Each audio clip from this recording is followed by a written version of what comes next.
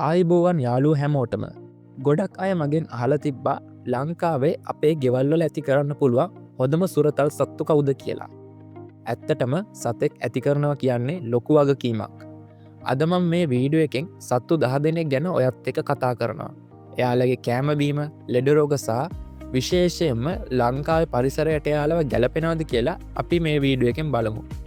ඔයාල සතෙක් ගන්න ඉන්නවනම් මේ වීඩුව එක සම්පූර්ණයම බලන්න. එතකොට ඔයාලට වරදින්නේ නෑ.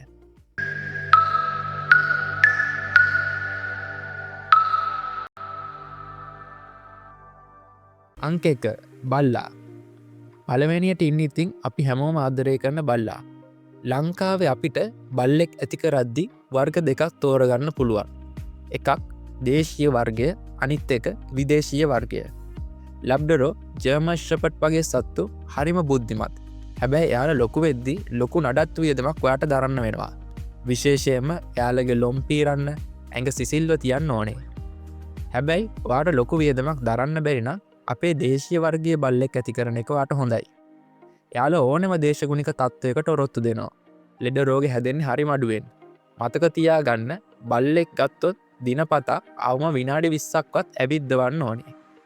ඒ වගේම අවුරුද්දකට සැරයක් පාවෝ සහ පිස්සු බලු රෝගයට එන්නත් විදීමත් අනිවාර්යයි. අංක 2 පූසා. දෙවනියට ඉන්නේ පූසෝ. පූසෝ කියන්නේ හරිම ස්වාධීන සත්තු කොට්ටාශයක්. බල්ලු වගේ නෙමේ. පූසෙක්ට පුළුවන් දවස පුරාම තනියෙන් ඉන්න. ඔයාලා රැකියාවට යන කාර්යබහුල අය නම් ඔයාට ඇති කරන්න හොඳම සුරතලා තමයි පූස කියන්නේ. ලංකාවේ අපේ සාමාන්‍ය පූසෝ හරිම ක්‍රියාශීලී. පූසෙක් ඇති කරද්දි වැදගත්ම දේ තමයි එයාගේ පිරිසුදුකම. එයාලව ලිටර් බොක්ස් එකකට හුරු කරාම ගේ ඇතුලේ තියාගන්න හරිම ලේසි. හැබැයි මතක තියාගන්න පූස ගොඩක් වෙලාවට කුරුල්ලෝ ලේනුව දඩයම් කරනවා. ඒ නිසා එයාලව ගේ ඇතුලේම තියලා හදන එක පරිසරයටත් හොඳයි, සතාගේ ආරක්ෂාවටත් හොඳයි. අංක 3 මසුන්. තුන්වෙනියට ඉන්නේ මාළු. මාළු ඇති කරන එක මානසික සහනයටත් හරිම හොඳයි කියලා විද්‍යාත්මකව ඔප්පු වෙලා තිනවා. මුලින්ම පටන් ගන්න කෙනෙක් නම් ගප්පි, ප්ලේටි වර්ගේ පොඩි මාළු ඇති කරන්න පටන් ගන්න. මොකද එයාලා ඉක්මනින් මැරෙන්නේ නැහැ. ඔයාලා ටිකක් ලොකු ටැංකියක් හදනවා නම් ගෝල්ෆිෂ් හෝ කාෆ් වගේ මාළු තෝරගන්න පුළුවන්. හැබැයි මාළු ඇති කරද්දී හුඟක් අය කරන වැරද්දක් තමයි ටැංකියේ වතුර ඔක්කොම එකපාර මාරු කරන එක. එහෙම කරන්න එපා. සතියකට වතාවක් වතුරෙන් 120ක් විතර අයින් කරලා අලුත් වතුර දාන්න. ඒ වගේම ක්ලෝරින් අයින් කරපු වතුර පාවිච්චි කරන්නත් අමතක කරන්න එපා. අංක 4 කුරුල්ලන්. කුරුල්ලෝ ඇති කරන්න ආසයට ලංකාවේ වැඩියෙන්ම ඉන්නේ ලව් බර්ඩ්ස් සහ කොකටේල් වර්ගයේ කුරුල්ලෝ. කුරුල්ලෝ කියන්නේ හරිම සමාජශීලී සත්තු කොට්ටාශයක්. ඒ නිසා කවදාවත් කුරුල්ලෙක්ව තනියම කූඩුවක දාලා හදන්න එපා. අඩුම තරමේ ජෝඩුවක් විදියට හදන්න.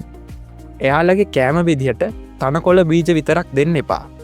කැරට්, නිවිති වගේ එළවලු පොඩියට හීනියට කපලා දෙන්න. එතකොට එයාලගේ පාට තවත් ලස්සන වෙනවා. ඒ වගේම දවසකට පැයක්වත් කූඩුවෙන් එළියට දාලා එයාලට පියාඹන්න ඉඩ දෙනවා නම් ඒ සත්තු හරිම සතුටෙන් ඉන්නවා. අංක 5 හාවෝ. පස්වෙනියට ඉන්නේ හාවෝ. ආව කිව්වම අපි හැමෝම හිතන්නේ කැරට් විතරයි කන්නේ කියලානේ. ඒත් ඒක වැරදි මතයක්. හාවෙක්ගේ කෑම වේලෙන් 80%ක්ම තියෙන්නේ පිදුරු සහ තනකොළ. කැරට් කියන්නේ එයාලට අතුරුපසක් විතරයි. හාවොන්ගේ දත් නිතරම වැවෙනවා. ඒ නිසා මොනවා හරි හපන්න දෙයක් එයාලට තියෙන්නම ඕනේ. තව දෙයක්. හාවොන්ගේ කන් වලින් තමයි එයාලගේ ඇඟේ උෂ්ණත්වය පාලනය කරන්නේ. ඒ නිසා හාවොන්ගේ කන් වලින් අල්ලලා උස්සන්න එපා. ඒක එයාලට හරිම වේදනාකාරී දෙයක්. එයාලව බොක්කෙන් අල්ලලා උස්සන්න පුරුදු වෙන්න. අංක 6 ගිනිබිරු, එහෙම නැත්නම් ගිනිවි පික්ස්. හාව වගේ පෙනුනට මීයන්ට වඩා ටිකක් ලොකු ගිනිවි පික්ස් කියන්නේ හරිම සුරතල් සත්තු වර්ගයක්. මෙයාලගේ තියෙන විශේෂත්වය තමයි මෙයාලා මිනිස්සු අඳුරගත්තම එක එක සද්ද දාලා කතා කරන එක. ගිනිවි පික්ස්ලට තමන්ගේ ඇඟ ඇතුළෙම විටමින් C හදාගන්න බෑ. ඒ නිසා එයාලට දෙන කෑමවල විටමින් C තියෙන්නම ඕනේ. නැත්තම් මෙයාලා ඉක්මනින් ලෙඩ වෙනවා.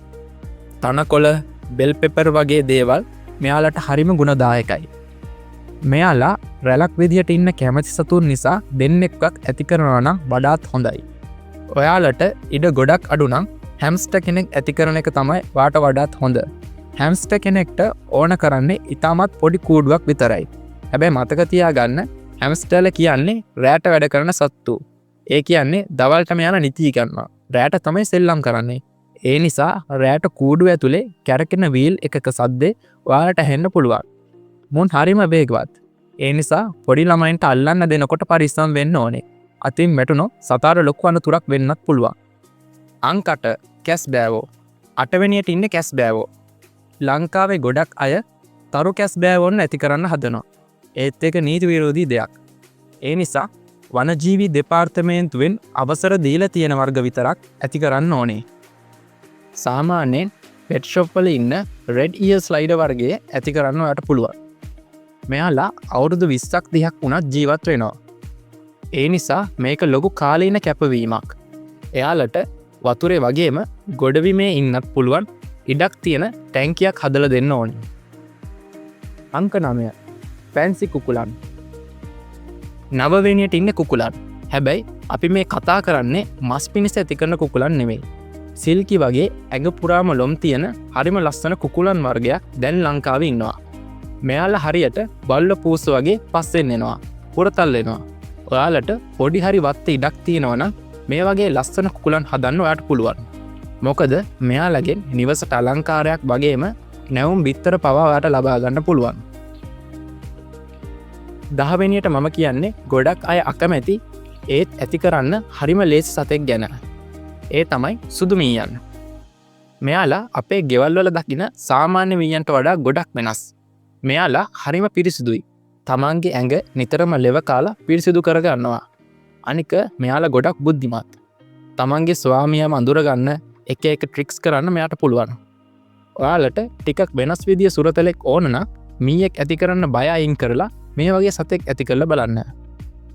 ඉතින් ඔන්න අපි ඔය සත්තු 10 දෙනා ගැන තමයි අද වීඩියෝ එකෙන් කතා කළේ. ඔයාලා දැනටමත් මේ සතුන්ගෙන් කෙනෙක් ඇති කරනවා නම් ඔයාලගේ අත්දැකීම් පහලින් කමෙන්ට් කරගෙන යන්න. සතෙක් ගන්න කලින් හොඳට හිතන්න.